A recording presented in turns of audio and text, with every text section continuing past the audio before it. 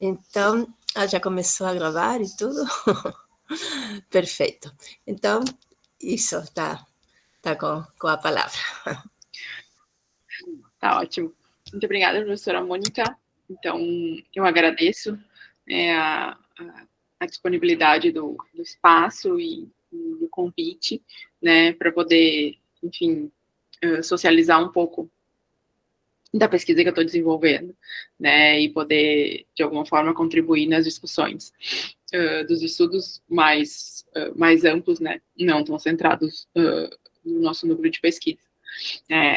A proposta hoje, né, é fazer uma provocação, na verdade, né, sobre esse posicionamento de Angola e África do Sul no contexto da África Austral e, por consequência, no contexto do continente africano como um todo, né, de modo que a gente consiga entender um pouco de como que esses dois estados vêm se posicionando nas últimas 2 décadas, principalmente, nesse contexto regional, no contexto do continente e, em última instância, como polos de projeção no sistema internacional, ainda que, obviamente, nós estejamos falando de potências regionais, né, eu não gosto muito desse termo, mas estamos falando de estados que têm uma projeção de poder muito mais concentrada nos vizinhos e na região africana.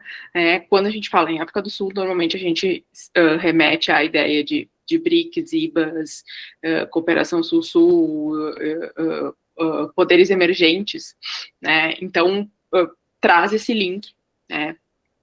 E o que eu queria hoje era que a gente percorresse um pouco da trajetória desses dois países nessa história recente, né, para entender que existem algumas particularidades nesses dois estados africanos, e especialmente na relação da África do Sul com os demais estados africanos, que divergem um pouco da concepção pré-estabelecida que a gente tem, né?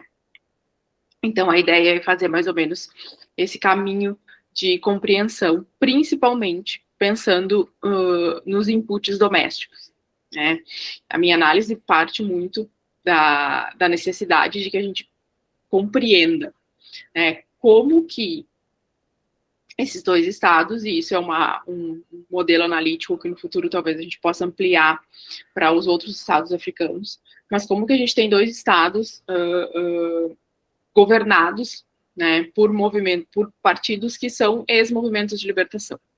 Então, a ideia é que essa característica muito particular desses estados de terem, primeiro, né, são 2 aspectos, né, primeiro, a não alternância no poder, né, Angola a gente tem agora em seguida já faço um histórico super breve, só para a gente se situar, mas Angola a gente está falando de um estado que se tornou independente em 1975 de Portugal. Imediatamente a independência se iniciou um longo período de guerra civil, que vai terminar apenas em 2002, né? E desde que ela se tornou independente em 1975 até hoje, né, quem está no poder é o Movimento Popular de Libertação de Angola, o MPLA, né, agravado ao fato de que de 79 a 2017 a gente teve um único presidente, né, que foi o José Eduardo dos Santos.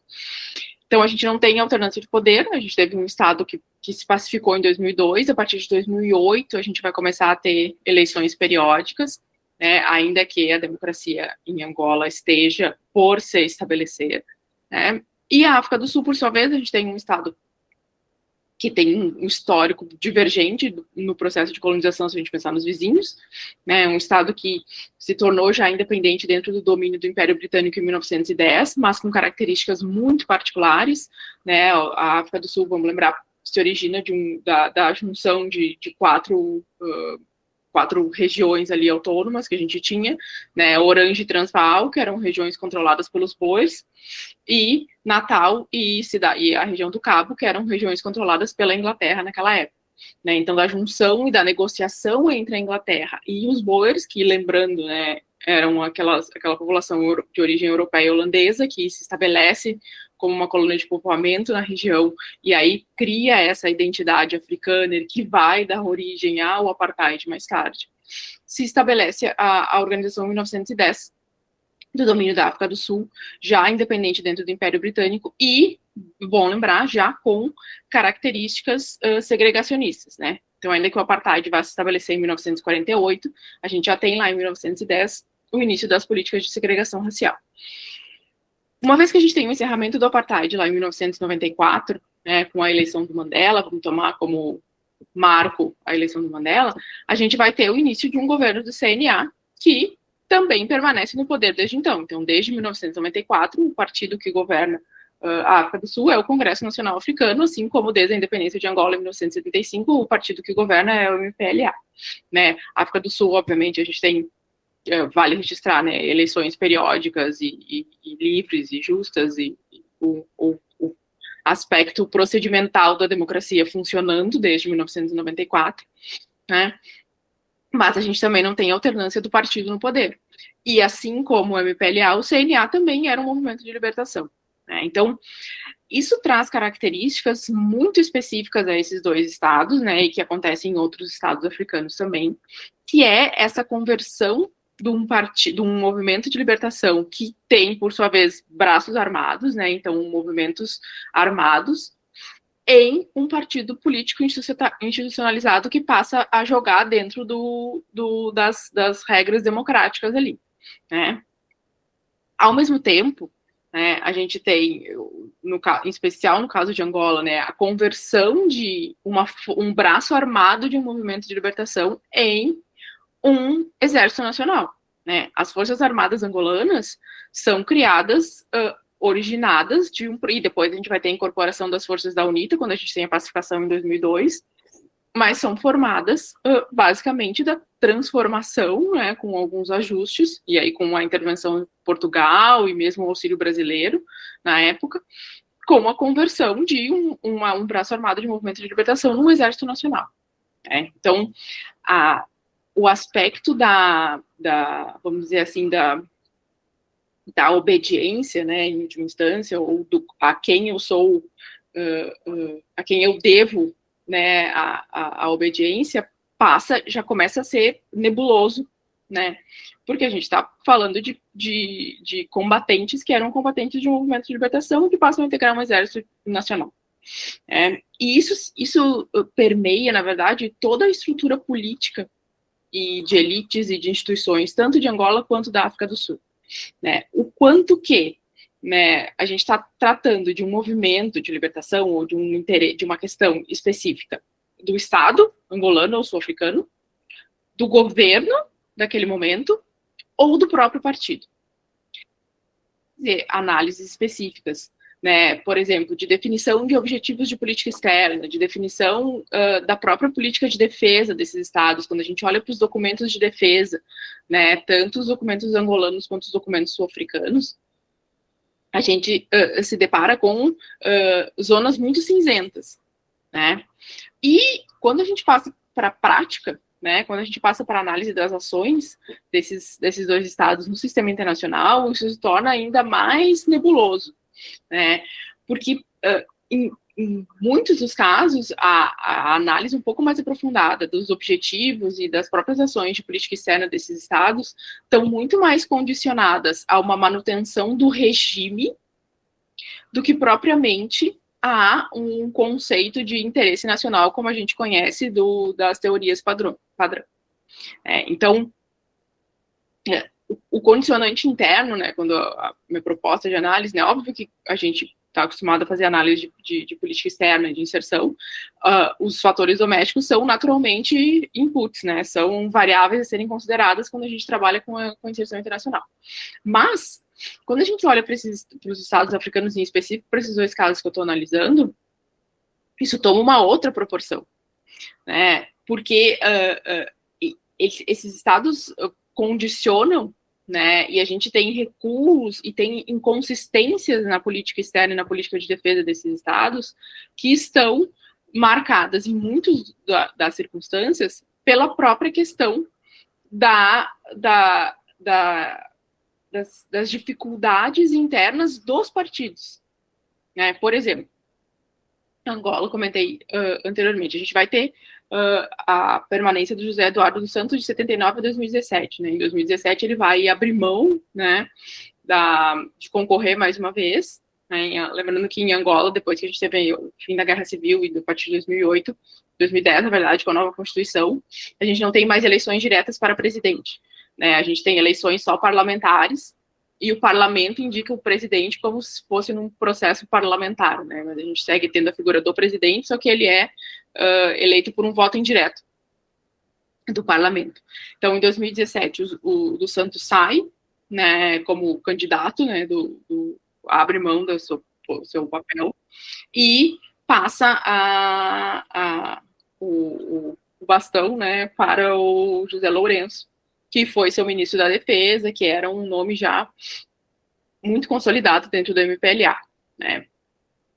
E é uma jogada, né, não declarada, obviamente, mas uma jogada, assim como o CNA acaba fazendo em muitos dos casos, né, porque não quero cortar aqui a explicação de Angola, mas só um parênteses sobre a África do Sul. Depois do Mandela, nenhum dos presidentes sul-africanos terminaram os seus mandatos, né. Todos foram reeleitos e todos, antes de terminar o segundo mandato, foram afastados ou renunciaram ou tiveram um início de processo de impeachment que retirou eles do poder, né. E isso, assim como o caso do Santos na saída em favor do Lourenço, passa muito a ideia de que os partidos, tanto o MPLA quanto o CNA, vamos dizer assim, sacrificam as cabeças, né, sacrificam o indivíduo para conseguir se manter no poder, né. Então, tu oferece, vamos dizer assim, né, e tem acusação de corrupção, tá, isso, no caso do Zé Eduardo Santos, a gente tinha toda a questão do controle da família dos Santos, da Sonangol, que é a principal empresa estatal e a principal empresa angolana, né, a petrolífera, e de toda uma série de conglomerado de empresas e de acusações das mais variadas formas de corrupção e favorecimento da família, né. E no caso do CNA, a gente teve vários processos, mas talvez no caso do Zuma, né, tenha sido o mais emblemático das acusações de corrupção. Talvez você se lembre, porque coincidiu muito com o período do impeachment da Dilma no Brasil, então eram processos simultâneos ali. Ele acabou renunciando antes do impeachment, efetivamente, o processo ser concluído no parlamento, né. Eram acusações absurdas, assim, do montante, né, dos aspectos de corrupção, envolvimento com um conglomerado de empresas indiano, muito conhecido na África do Sul, e conhecido também por essa relação tanto espúria com o Estado.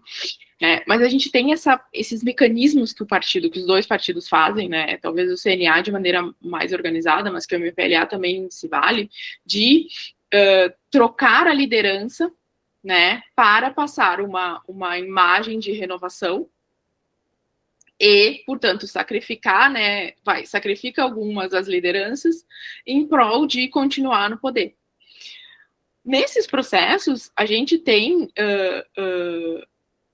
não necessariamente recuos de política externa ou de política de defesa, mas a gente tem rompimentos de avanços, né, ou em outras circunstâncias, mudanças nas prioridades que não condizem com as reais necessidades tanto de Angola quanto de África do Sul, né. Dois aspectos são muito emblemáticos se a gente olhar, né. Agora, em seguida, eu compartilho com vocês uma imagem só para a gente visualizar melhor essa questão dos gastos de defesa. Tanto Angola quanto a África do Sul tem documentos, né, reconhecendo as problemáticas, né, da redução dos gastos e da debilidade das suas forças armadas. Angola, em especial, da sua marinha, né. Angola tem uma questão marítima gigantesca, não só por ser uma costa muito expressiva, mas também pelas reservas de petróleo, né, a necessidade de atuar ali, e isso somado à questão do norte ali do país, fazer parte do Golfo da Guiné e das questões dos ilícitos da pirataria, do tráfico humano, do tráfico de drogas, né. A gente não pode esquecer que existe uma triangulação América Latina, África, Europa, né, nessas rotas de tráfico. Então, Angola tem uma demanda gigantesca, né, para atuação da Marinha e para atuação da defesa marítima. Em contrapartida, né, nos últimos anos, o percentual do orçamento de defesa que era destinado à Marinha beirava 1%. A grande força dentro das Forças Armadas angolanas é o exército. Por quê? Porque Angola passou 30 anos imbuída em um conflito terrestre dentro do seu território. Isso não só superdimensionou o exército frente às outras forças armadas, mas também deu uma quantidade de poder a essas elites do exército que participam da política externa, que participam do governo, que participam de várias outras esferas que não só a política de defesa e a política militar, que levou isso para um outro patamar. Então, é muito difícil mexer com essas movimentações. Então, a gente tem documentos oficiais, as políticas de defesa, que são revisadas em 2018, a partir da mudança ali do governo do Santos para o Lourenço. Então, a gente tem novos documentos de defesa nesse contexto. A gente tem a Agenda Angola 2050, que é uma projeção de poder uma projeção de estruturação de políticas de longo prazo, também mencionando isso.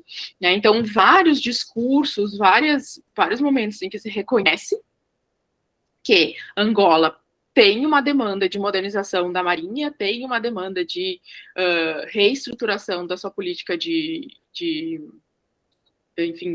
projeção de poder para o mar, mas, ao mesmo tempo, os recursos não são destinados por uma questão política interna. A África do Sul, uma situação muito parecida. A África do Sul, ao contrário de Angola, tem um déficit maior nas forças terrestres, mas igual a Marinha sul-africana ainda está muito aquém do que precisaria, ainda mais a gente considerar o fato de que a África do Sul trabalha em 2 oceanos, então ali tem 2 zonas sensíveis ali a serem monitoradas e a projetar poder num contexto de médio e longo prazo, e ao mesmo tempo também não tem recursos necessários. E no caso da África do Sul, ainda esse gap ainda é mais evidente. Os documentos, a gente tem uma revisão da política de defesa da África do Sul em 2014. É um documento assim, emblemático, não só na África do Sul, mas do ponto de vista de documentos de defesa de estados. Tamanha a clareza com que se fala que as forças armadas sul-africanas estão sendo demandadas para muito além do que as suas capacidades são possíveis. Por quê? Porque a África do Sul usa muito da questão da participação em operações de paz, sejam operações de paz da ONU, sejam operações de paz da União Africana, como uma forma de projetar poder e como uma forma de exercer o seu papel de liderança ali na região. Mas isso é cada vez mais contraproducente. Então, recentemente, por exemplo, a gente teve uma operação coordenada pela SADC, pela Comunidade de Desenvolvimento da África Austral, ali, em cooperação com a União Africana, na República Democrática do Congo, que é, junto com o Zimbábue, uma das regiões mais sensíveis ali em termos de segurança e política da região. Então, a gente teve uma missão de paz coordenada pela SADC, que tinha a tutela, a liderança da África do Sul, e que foi encerrada antes do prazo. Ela se iniciou em 2023, e esse ano ela foi encerrada, entre outros motivos, pela incapacidade tanto das forças de treinamento quanto dos próprios instrumentos militares da África do Sul em manter aquela força. Da mesma forma, o exército sul-africano é demandado com frequência para ações internas. Então, por exemplo, no período da pandemia, talvez vocês, provavelmente vocês devem ter escutado, a África do Sul foi um dos países que adotou um lockdown mais precoce, mais severo, durante a pandemia de Covid. E isso causou uma instabilidade. A economia sul-africana já estava, relativamente com problemas naquele período, assim como todo o resto do mundo entrou em crise. E os tumultos sociais, os levantes e as manifestações e tudo mais se agravaram e se colocou o exército na rua, se chamou as Forças Armadas para manter a ordem e auxiliar as forças de policiamento. Então, há as forças armadas da África do Sul são extremamente demandadas, ainda que o país não esteja em conflito com ninguém. Em contrapartida, os gastos militares da África do Sul vêm declinando significativamente nos últimos anos. Eu vou compartilhar aqui com vocês para a gente ter uma ideia mais ou menos do que eu estou falando.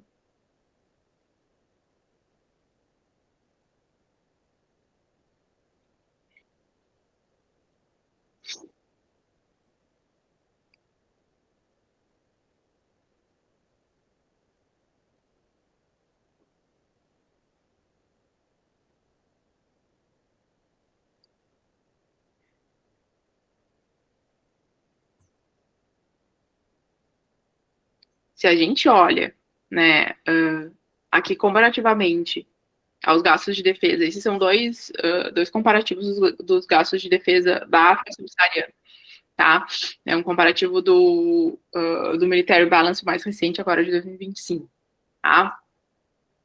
A África do Sul e Angola ainda ocupam, né, grande parte, como países isolados, né, grande parte dos gastos em defesa da África subsaariana, né? Mas, ao mesmo tempo, fazem parte dos estados que menos vêm, que têm as suas reduções mais significativas nos últimos anos.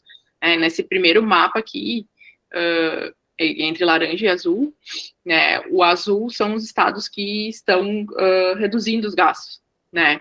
E os laranjas estão aumentando. Quanto mais escuro, maior a redução. Quanto mais alaranjado, maior o improvement, maior o aumento que está ocorrendo. Então, tanto Angola quanto a África do Sul tem gastos declinantes, né? A gente tem um mapa, um outro gráfico aqui para a gente conseguir visualizar mais ou menos isso, tá? Angola, ali no gráfico dos percentuais do PIB, vocês vão ver, Angola tem um gasto muito mais oscilante, mas desde 2014 vem declinando. Em 2013 a gente teve um boom nos gastos, nos gastos em defesa, né? A gente teve o lançamento em 2012 de um programa de modernização das Forças Armadas angolanas. De 2012 para 2013 a gente teve um crescimento gigantesco ali, vocês vão ver ali com o percentual do PIB, não dá para ter uma dimensão tão grande, mas aumentou em mais de 30% os gastos em defesa entre 2012 e 2013. E aí se esperava que isso fosse se manter, né? Nesse ano de 2013, Angola, África do Sul e Nigéria juntos corresponderam a mais de 50% dos gastos de defesa de toda a África subsaariana. Então foi um gigantesco. E o que aconteceu na sequência foi o início de um declínio que vem sendo mantido até hoje, né? Como percentual do PIB, aqui, né, aqui em valores absolutos, com dólar constante a paridade de 2015, né, também é bem evidente a queda de Angola, né, a África do Sul oscila mais aqui, mas, ao mesmo tempo, também tem uma demanda muito maior do que a Angola em termos de emprego das Forças Armadas, então, ainda que não tenha tido um declínio tão grande, né, também apresentam um declínio significativo comparado às suas demandas, e vem num declínio de mais tempo, né? Se vocês visualizarem aqui no gráfico dos gastos militares, né, vocês vão ver que desde 2016, mais ou menos, né, a África do Sul baixou de 1% do PIB, né, os gastos militares, e não sobe mais, pelo contrário, né, tá ali se aproximando entre 0,7 e 0,8, né, então, que é muito pouco, né, comparado com, não só com outros gastos militares ao redor do mundo, né, mas também com a necessidade que o Estado tem, e pensando em estados que têm uma demanda de modernização gigantesca. Então, tanto a África do Sul quanto a Angola, né, se a gente pensar em capacidades, tem capacidades muito inferiores, não só, né, se a gente pensar em projeção de poder, mas em necessidades básicas de segurança. Tanto no tocante à defesa marítima, quanto à defesa terrestre. Mas a defesa marítima ainda é mais preocupante, né, porque são dois estados com grandes litorais, com litorais em regiões estratégicas, né, com riquezas ligadas à questão marítima, né, e que estão muito, muito além, né, muito aquém do que precisariam para efetivamente conseguir se projetar como lideranças, né, e, enfim, como estados mediadores, né, porque a grande questão de quem vai liderar, entre aspas, a África, né, é a quem terá uma força de estabilização, né. Eu acabei de comentar que a África do Sul não conseguiu manter minimamente, com qualidade, uma operação de paz na República Democrática do Congo, né. O Zimbábue é outro caso histórico, né, a África do Sul é amplamente criticada pela estratégia ou ausência da estratégia em relação à crise no Zimbábue, né, a gente, ainda que o Mugabe tenha saído do poder em 2017, o Mnangagwa, que sucede ele, não deu nenhuma sinalização de que vai efetivamente adotar o processo de democratização, então a gente segue tendo problemas de perseguição, a gente segue tendo problemas de instabilidade, de perseguição aos partidos de oposição, de eleições não livres, enfim, todo o processo que já se dava ao longo dos quase 40 anos em que o Mugabe ficou no poder no Zimbábue, e é no quintal da África do Sul, né, e a África do Sul nunca foi bem sucedida nas mediações, mesmo quando era uma mediadora oficialmente imposta, não, mas indicada pela União Africana ou pela própria SADC, né, sempre se adotou a ideia da quiet diplomacy, né, a diplomacia silenciosa, que era não fazer condenações públicas, e que não resultou efetivamente em nada prático, né, ou quase nada. Ao mesmo tempo, né, a África do Sul vende, em alguma medida, né, a sua imagem de interlocutora da África, né, então a gente tem o ingresso da África do Sul nos BRICS, hoje em dia não é mais o único estado africano, porque a gente teve a ampliação, né, mas por muito tempo foi o único estado africano dentro do fórum, né, a gente tem a participação da África do Sul no G20 como representante africano, já três mandatos, né, 3 biênios da África do Sul como o membro não permanente no Conselho de Segurança, né, Angola 2 vezes, mas a gente tem claramente, né, quando a gente olha para a política externa da África do Sul, né, uma estratégia, né, ainda que um tanto errônea, né, de se colocar como a interlocutora africana para fora, né, enquanto internamente isso não faz eco, né? A gente tem a contestação dessa liderança. Na região, a gente tem a contestação por Angola, se a gente amplia para o resto da África, aí vai aparecer Nigéria, vai aparecer Egito, vai aparecer Argélia, vai aparecer uma série de estados, né, que se auto-identificam como representantes ou como interlocutores africanos com muito mais legitimidade do que a África do Sul, né? Então, a projeção de poder ou a política de poder da África do Sul obedece muito uma lógica extra-africana, né? Em contrapartida, Angola vai jogar muito mais com o seu histórico, né? Então, o que Angola faz, né? O que falta à África do Sul, que é a legitimidade entre os pares, não falta para Angola, né? Angola invoca a postura de liderança anticolonial, de quem lutou contra o colonizador, de quem lutou contra o apartheid. A gente não pode esquecer que todos os países ali da região se uniram contra os regimes de minoria branca, né, contra o apartheid, contra o governo que controlava o Zimbábue até 1980, quando a gente tem a independência efetiva. Então, a África do Sul, ao mesmo tempo que escolhe, né, essa estratégia extra-africana, né, também faz isso como uma forma de silenciosamente fugir desse débito, né?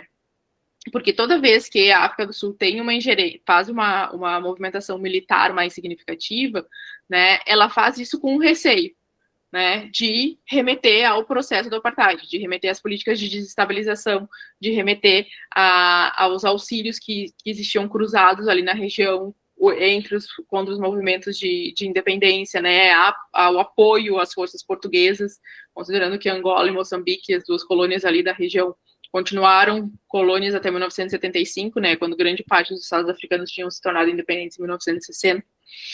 Então, a África do Sul tem uma necessidade de trocar a imagem, né, quando a gente tem o fim do apartheid, tanto que o Mandela se dedica muito a praticamente isso ao longo do seu mandato, né, de mostrar que agora a Rainbow Nation, que a África do Sul não é mais uma potência desestabilizadora, não é mais uma potência agressiva, que vai cooperar, que vai participar dos processos de integração, que vai promover o desenvolvimento da África como um todo.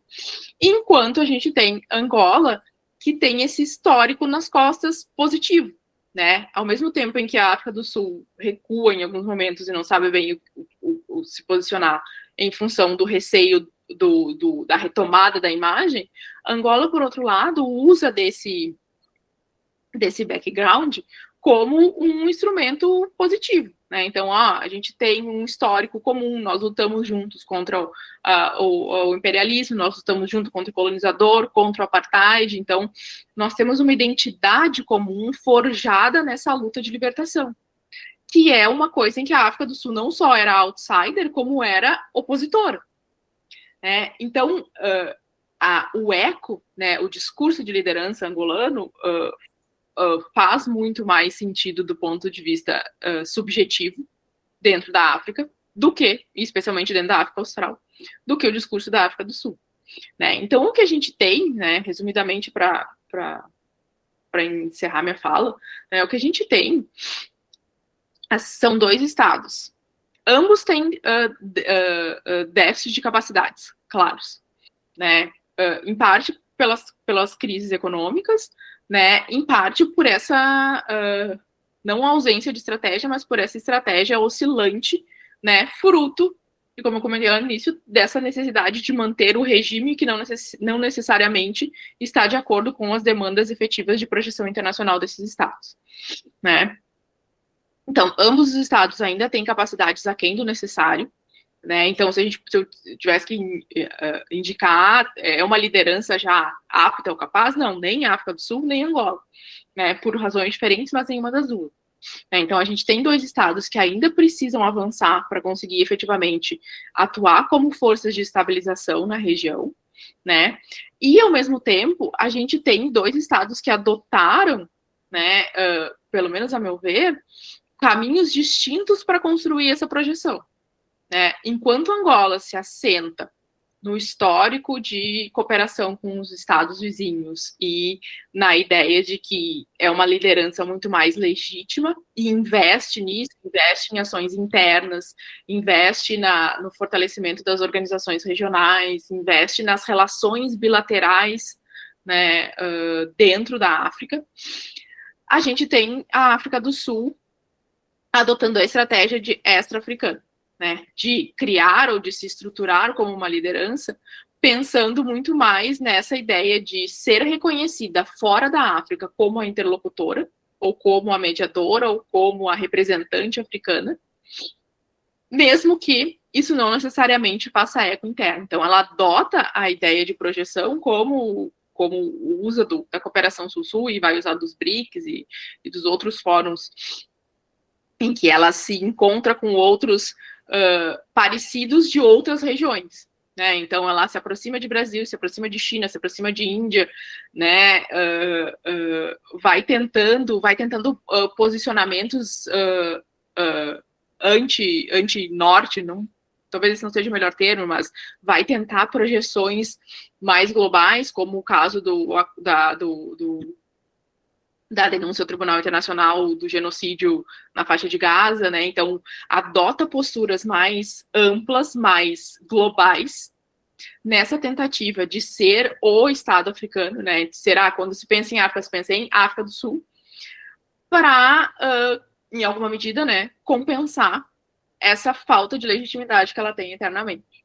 Né? Então, são estados que têm desafios distintos nessa projeção de poder, né, que ainda não conseguem projetar efetivamente o seu poder como planejam, pelo menos como poderiam, considerando a evolução das suas capacidades, né, e que adotam estratégias distintas, né. Resta saber qual dessas estratégias vai, no médio prazo, aí vai conseguir se manter, né, e se também no médio prazo a gente vai conseguir ter uma estruturação um pouco mais organizada dessas políticas externas e políticas de defesa, de modo que eles consigam efetivamente desenvolver de maneira mais sustentada essas capacidades, a ponto de efetivamente atuarem como lideranças e principalmente como forças de estabilização na região, né? Porque para pensa em liderança africana, a gente tem que necessariamente pensar em forças que estabilizem o continente e que sejam, visem, né, sejam capazes de atuar nas crises ainda existentes, né, e eventualmente nas que venham a surgir. É isso, estou aberta a questões, a dúvidas, falei de várias coisas que ficaram aí ganchos, né, então estou à disposição para qualquer comentário, dúvida, enfim, como quiserem. Obrigada.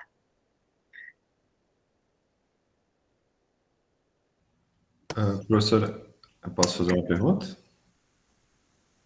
Sim. Uma pergunta, não sei se é tão dentro do tema assim, mas o Brasil ele investe muito, não investe muito no sentido, mas ele busca ter uma presença nessa região do Atlântico Sul que envolve a África do Sul e Angola também, né? Eu queria saber se esses dois países têm alguma percepção de ameaça em relação à influência brasileira, ou qual que seria a percepção em relação à projeção brasileira nessa região, assim. Se é mais uma ideia de cooperação? Me atiçou a curiosidade quando tu falou bastante sobre essa questão de projeção regional ali. Quando a gente olha para o Atlântico Sul, né, é automático, né, a gente olha para as OPACas, né, a Zona de Paz e Cooperação do Atlântico Sul, do qual tanto o Brasil quanto Angola e a África do Sul são membros. Né. Angola, inclusive, foi o principal promotor do relançamento das OPACas, né, só para lembrar, as OPACas é criada em 1986, né, ainda ali no contexto final da Guerra Fria, e vai ser bem atuante no início, a partir de 97, 98, tem um período um pouco de dormência, né? Em 2007, a Angola já pacificada, já num outro contexto, vai ser uma das principais promotoras do lado africano de uma espécie de relançamento das OPACas, né? Então, existe uma cooperação muito potencial dentro desse contexto, né? Angola. Não podemos esquecer que Angola, por mais que tenha se tornado independente, tem ainda uma influência e uma relação bilateral muito próxima com Portugal, inclusive em termos de defesa, né? Então, não existe uma percepção nem de Angola nem de África do Sul, do Brasil, como potência ameaçadora, né? Bem pelo contrário, né? A ideia é fortalecer as OPACas para tentar manter o Atlântico como efetivamente uma zona de paz, ainda que não, então a gente tem ilícitos e crimes, não é uma zona de conflito, né? E a gente tem cada vez mais presença crescente de Estados Unidos, de China e de Rússia na região, né? A China tem uma base que é no Djibouti, né, mas já faz pelo menos uns 5 anos que se especula que a China está tentando potencialmente converter um dos, sei lá, 70 portos que ela tem na região do Atlântico Sul em uma outra base militar, né, o que seria um golpe gigantesco na mudança das forças geopolíticas da região, porque o Atlântico é uma zona norte-americana, ponto final. Né? Então,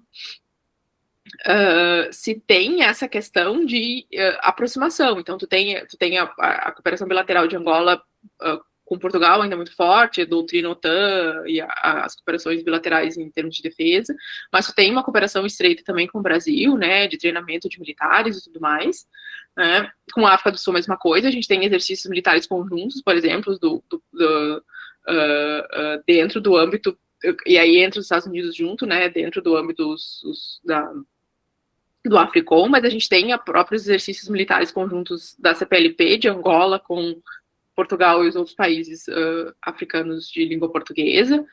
Né? A gente tem exercícios já mais trilaterais, Índia, Brasil, África do Sul. Então, a gente tem uma série de movimentações de cooperação. Né? O Brasil não é visto como uma ameaça, bem pelo contrário. Né? Se demanda, na verdade, muito mais uma presença mais substancial e mais efetiva do Brasil nesses organismos e nas cooperações bilaterais do que efetivamente o Brasil tem ofertado nos últimos anos. Não sei se te respondi.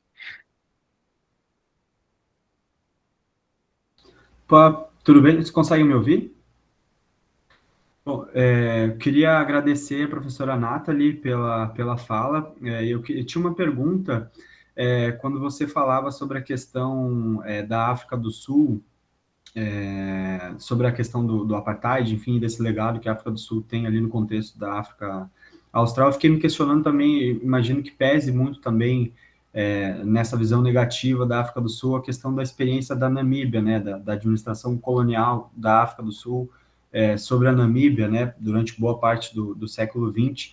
E eu fiquei me questionando, assim, se você pudesse comentar um pouco mais qual é que é o papel da Namíbia, assim, se ela tem algum papel, porque ela está ali como um bolsão também entre esses dois países, Angola e a África do Sul, né, que em alguma medida, então, disputam, né, essa projeção de liderança ali no contexto da África Austral, e eu queria entender, assim, se ela tem algum papel, como é que é, porque aí realmente é ignorância minha, eu não domino essas relações, então eu queria saber como que é as relações da Namíbia hoje com a África do Sul, com Angola, enfim, e se ela tem algum papel, assim, nesse sentido, em meio aos dois países. Bom, vamos lembrar que a Namíbia é o último dos estados africanos a se tornar independente, né, em 1990.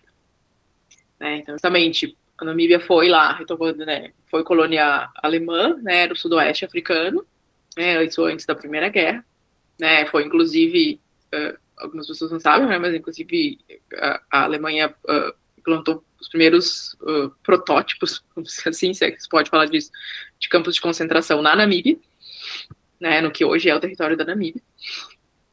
A Namíbia, a Alemanha perde todas as colônias em Versalhes, né, todo mundo sabe, e aí passa para uma tutela meio compartilhada ali de Inglaterra e, na época, a Liga das Nações. Isso vai transitando, e a África do Sul acaba ocupando ilegalmente o território da Namíbia, né, até 1990.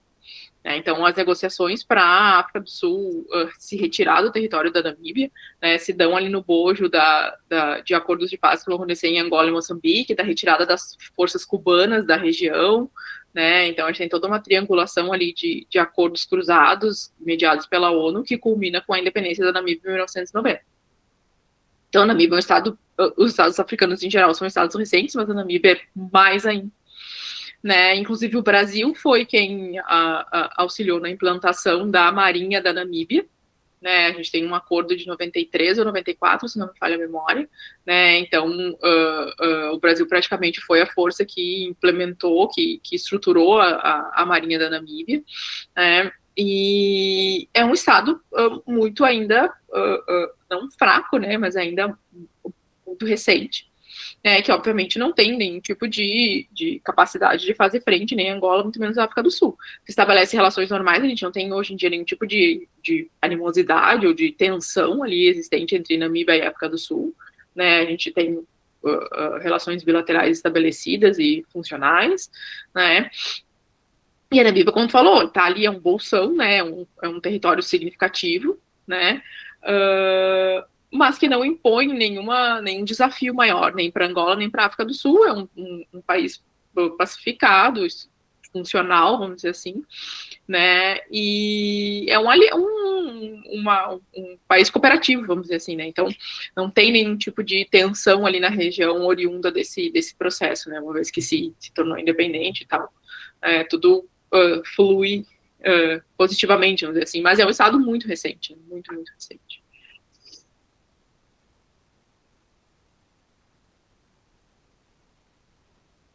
Não sei se tem mais alguma questão, me perdi aqui. Se tem alguma coisa no chat, eu não vi.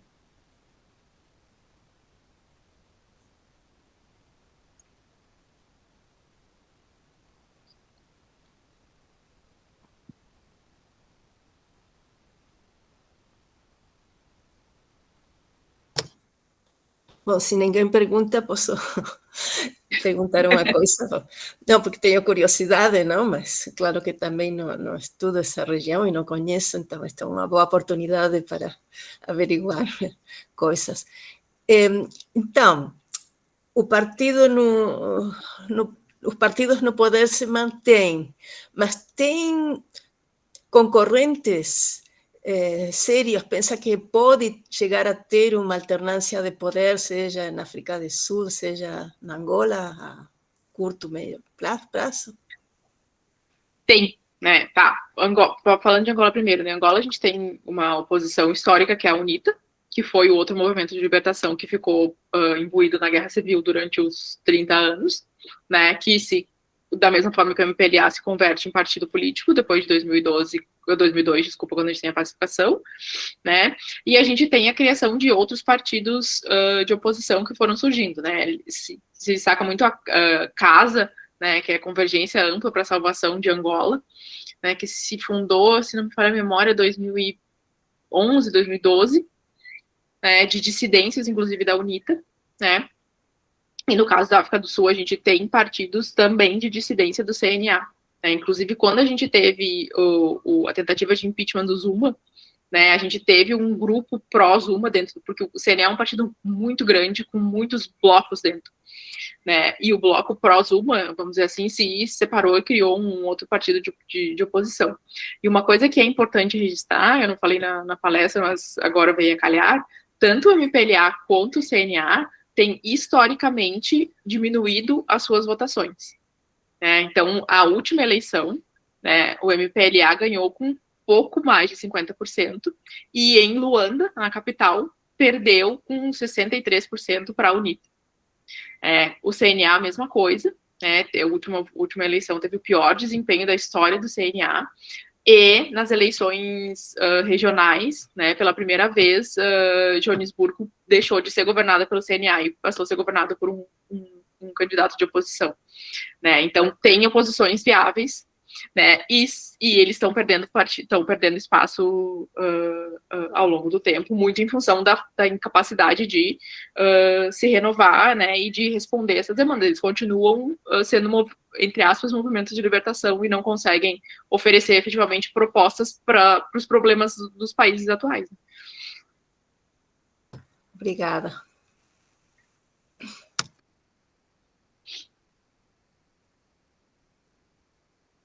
Mais alguma dúvida, pessoal? Mais alguma questão?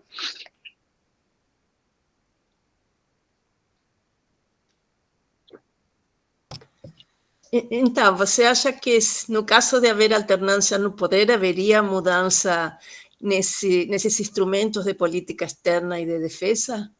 Pelo que você sabe, não sei se eles têm alguma estratégia, tanto a UNITA como os concorrentes do CNA. Eu acredito, né, tanto no caso de Angola, eu acredito que para ter alguma mudança efetiva de posicionamento do Estado, precisaria ser um outro partido que não a UNITA, né, que não essa oposição histórica de movimento de libertação. Talvez se a CASA, se um outro partido de oposição efetivamente conseguisse ocupar o poder, isso sim representaria efetivamente uma mudança. Porque se a gente tem a UNITA, no caso de Angola, né, na verdade a gente só teria uma mudança de elite histórica ali dentro do processo que potencialmente, pelo menos na minha perspectiva, faria o mesmo tipo de governo que a gente tem do MPLA, né? E no caso do CNA, talvez seja ainda mais complexo, né? Porque todos os partidos com viabilidade política atualmente são dissidências do CNA, né? Então, na verdade, são partidos que foram criados não necessariamente por uma perspectiva ideológica ou política distinta, mas sim por um desagrado de seu posicionamento, ou do que ele tinha, ou do que o partido lhe oferecia. Né? Então, acho que é mais difícil que essa mudança efetivamente ocorra, assim, caso a gente tenha um desses partidos na liderança. Então, talvez seja uma questão mais delicada. Acho que a África do Sul é um contexto interno político mais sofisticado, no sentido de as forças são mais complexas, né, e em função também do próprio apartheid, né, então a gente tem ainda a questão da segregação ali, que é muito marcante, né, e tal, mas acho que Angola, sim, se Angola a gente teria, se fosse um partido externo, acho que aí sim, um outsider desse processo, acho que sim. Acho que a gente poderia vislumbrar a construção, talvez, né, de uma questão, de uma política externa mais estruturada na ideia de projeção mesmo, do que a gente tem hoje.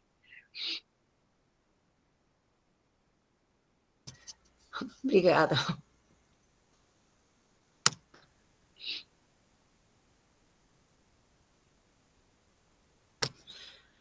Aproveitem para perguntar à professora Nathalie, que não temos todos os dias a oportunidade de ter uma especialista nesses temas. Vou aproveitar a chance aqui, então, e ver se a professora se entra no seu mapeamento de alguma forma, a expansão chinesa em infraestrutura, mineração e defesa na África Austral, né? E isso vem alterando a capacidade de Angola, de África do Sul, no exercício da liderança regional, né?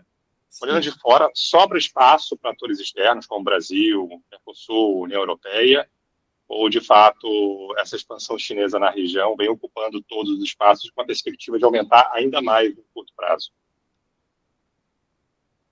Não. Vai aumentar se ninguém se posicionar efetivamente, né? Angola está passando por um momento muito, muito crucial ali, no sentido de reorganização e redefinição do que ela entende como organização de política de defesa, né? Eu conversei com um militar angolano e ele me relatou o seguinte, né, assim, em uma conversa informal, né, de que existe a Angola está se reestruturando como força armada, enfim, está se reestruturando do ponto de vista de reposicionar agora para uma inserção externa, porque ela passou muito tempo com as forças voltadas para um conflito doméstico, mas tem uma heterogeneidade dentro das forças armadas em função dessas doutrinas distintas. Então, o que acontece? Tu tem um bloco de militares formados na doutrina Portugal/OTAN, do período da independência. A gente tem um bloco de militares formados numa doutrina brasileira, em função da cooperação dentro da CPLP e das cooperações com as próprias escolas das Forças Armadas do Brasil em treinamento de militares angolanos. E a gente tem um bloco de treinamentos requentados, vamos dizer assim, soviéticos ainda, e requentados padrão chinês, né, dessa nova cooperação. Né? E o que ele me relatou? Isso é caótico do ponto de vista de emprego em campo, e é caótico do ponto de vista de longo prazo. Então, não se consegue se adotar uma estratégia efetiva, porque tu tem uma competição de doutrinas ali dentro desse processo, que acabam inviabilizando, em muitos dos casos, a estruturação efetiva de uma política de defesa e, em última instância, a própria questão do campo, né, do emprego das forças, seja em operações de paz, seja em mediações ali na região. Né? Então, eu acho que a gente está num gap ali, num nicho, em que talvez, se ninguém se posicionar, a China vai entrar com a força e vai impor um novo padrão. Né? Então, talvez aí agora vá ser muito mais o posicionamento, talvez Brasil e Portugal, via CPLP, possam fazer uma triangulação e aí se adotar uma postura mais assertiva ali de cooperação e se efetivamente se mostrar como uma alternativa de cooperação significativa. Né? A gente tem um outro fator, que é a diminuição da presença russa em função da guerra da Ucrânia. Né? Se a gente pegar, inclusive, no histórico das vendas de armamentos, a gente tem uma ampliação nos últimos anos, desde que começou a guerra da Ucrânia, de Turquia e Emirados Árabes Unidos vendendo armamentos para os países africanos, ocupando essa demanda que a Rússia não consegue mais manter em função do conflito. Então, a gente está num momento muito crucial ali, em que tem oportunidades, em que as forças ainda não estão bem estabelecidas e que, ao mesmo tempo, a China está investindo, porque essa questão dos portos que eu comentei, né, a China tem em torno, agora eu não me lembro bem, porque também os dados são meio nebulosos, mas em torno de 70 portos só na costa atlântica, tá? São portos com alguma presença chinesa, ou seja, ou foram construídos por chineses, ou são operados por empresas chinesas, ou tem uma concessão parcial para uma empresa chinesa. E desses 70, em torno de 70% tem condições de receber navios militares. Então, eles são portos comerciais, 100% comerciais, mas têm condições de receber as embarcações militares, e em torno de 14 ou 15 já receberam, em operações de treinamento, operações conjuntas, forças militares chinesas. Né? Então, hoje tem uma especulação muito grande. Guiné, atualmente, o principal especulação é Guiné Equatorial, né, como sendo um potencial candidato para a conversão do porto civil, né, do porto comercial em um porto militar, uma base militar como a China tem no Djibouti.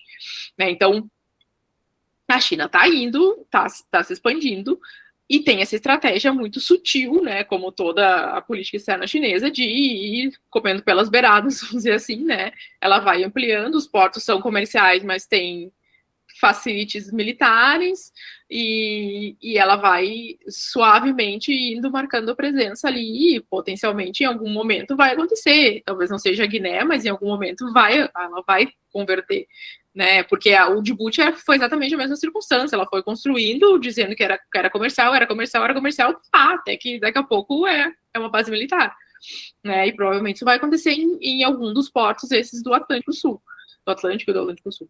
Então, tem espaço, né, mas a China tem uma estratégia clara, né, ainda que muito gradual, mas clara, e aí cabe a esses outros estados se posicionarem aí de maneira mais assertiva, né, e aproveitar, no caso de Angola, aproveitar esse gap aí de decidir, né, de como que vai se estruturar, de que doutrina vai ser adotada, de como com quem efetivamente vai ser o parceiro estratégico em defesa de Angola. Vai ser Portugal, vai ser o Brasil, vai ser a China. Ótimo, obrigado. O porto é Batá, né? O porto de Guiné. Sim, isso. Que foi reformado, modernizado recentemente, inclusive, né?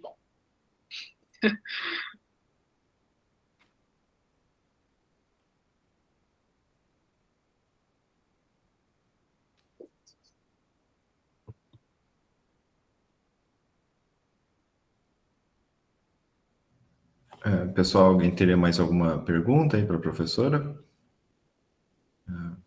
Acho que é isso. Então, professora, tu quer dar mais alguma última informação?